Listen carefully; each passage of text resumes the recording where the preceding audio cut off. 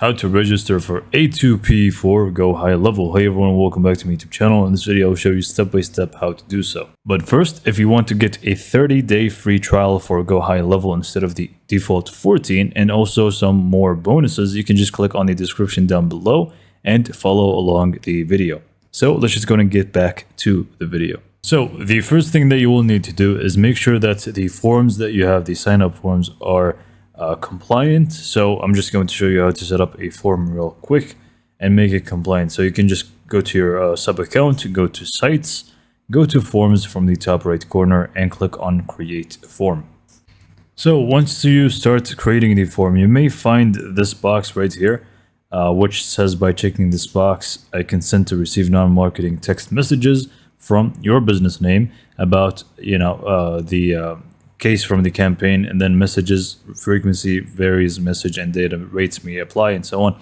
So this is basically what you will need to have. So if this is not present on your form, you will need to actually add it.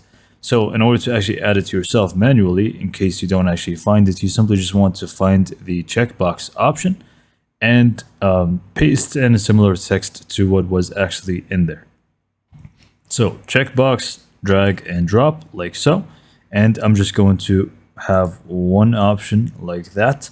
Now here's the thing, for the checkbox, you basically have to do two different things. The first thing is that it is going to be unchecked by default, and the second thing, don't make it required. It needs to be optional. You can have it to be required. Okay, so this is basically the text that I added. I agreed to receive SMS updates and marketing messages from your agency name. Obviously, you replace that. At the phone number provided, message and data rates may be applied, and also text stop to unsubscribe, and there it goes. This is basically the checkbox that you will need to have. This is mandatory, and you simply just want to save and use this form moving forward.